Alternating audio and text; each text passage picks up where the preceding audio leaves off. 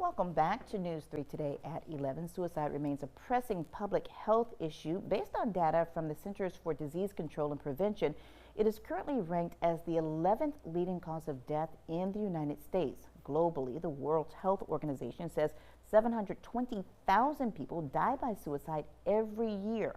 One local organization is hoping to raise awareness of this stigmatized and often taboo topic. Anthony Williams from Bountiful Heart joins us now with more. Thank you so much for being here. These statistics are staggering, Anthony. Now, you know, September is National Suicide Prevention Awareness Month. Tell me why it's so important that you are involved. It's important that I am involved. Myself, as well as Bountiful Heart's founder, Samantha, are both suicide survivors.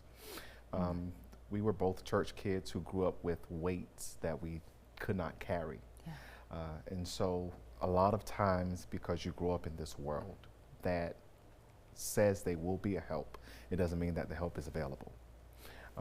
There are 3 R's in suicide prevention that we try to remind ourselves of: recognize, respond, and refer. Because Samantha recognized the need that the community of Savannah has, she responded with this event.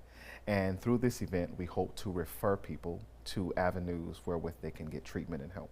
We were talking earlier about Bountiful Heart. Tell us about the organization and how it started. I know this is the second time you've hosted the event. Correct. So this is our second year. We started last year. The event will be hosted on the 19th and the 20th of September.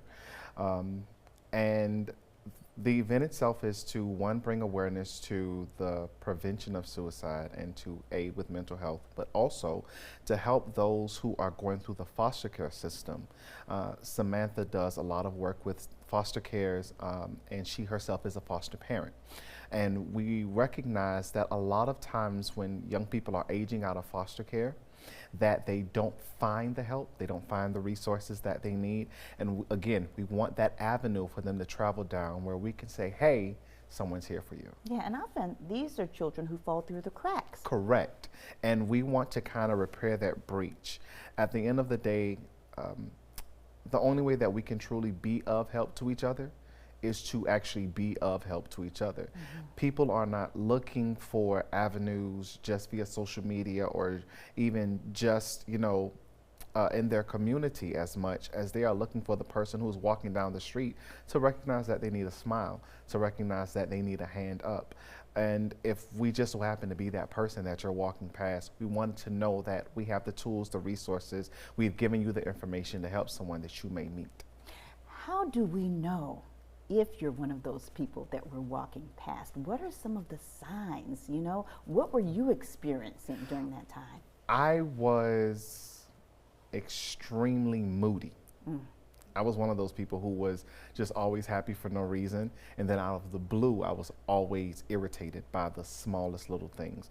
There are some people you may notice just via their social media posts, they'll say simple things like, I'm tired, or they don't feel that they belong. They've lost their sense of belonging.